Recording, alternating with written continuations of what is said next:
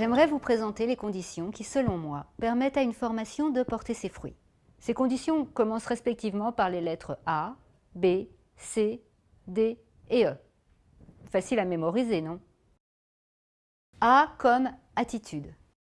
L'attitude à la fois de l'intervenant et du participant. L'intervenant doit avoir de l'écoute, sentir les rythmes et les besoins de chacun sur le moment. Il doit également être vrai. Vrai, c'est-à-dire incarner ce qu'il prône, mais également vrai dans la relation à l'autre. Dire ce qu'il voit, exprimer ce qu'il ressent, mais le faire toujours avec beaucoup de bienveillance, sans jugement et sans attente. Quant aux participants, il doit simplement arriver dans une attitude d'ouverture, se dire « Ok, je vais vraiment essayer tout ce qu'on me propose et faire mon maximum pour l'appliquer dans la vie. » B comme booster. Une formation doit être boostante, elle doit donner suffisamment d'énergie pour oser se dépasser, oser y aller et sortir de sa zone de confort. C comme consistante.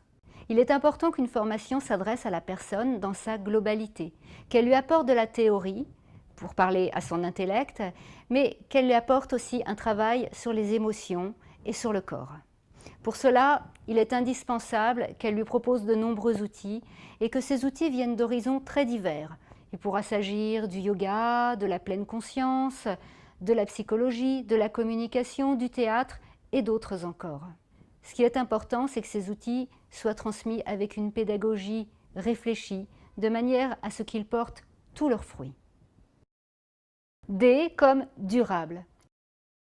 Et c'est là un point essentiel.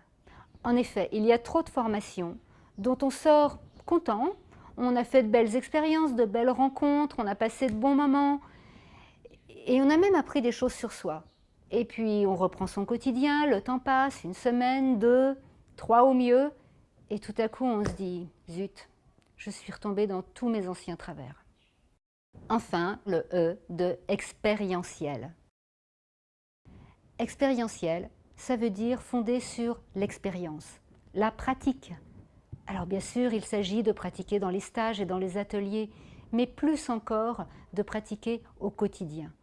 Parce que ce sont ces toutes petites victoires gagnées chaque jour qui, les unes après les autres, en s'accumulant, finissent par créer une habitude.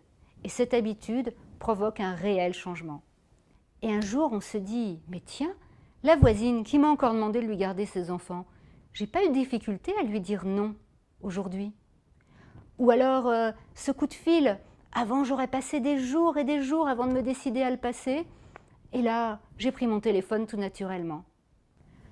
Et alors, d'un coup, on se sent tellement plus léger. Et lorsqu'on avance légèrement dans la vie, c'est tellement plus simple de saisir toutes les opportunités qui se présentent.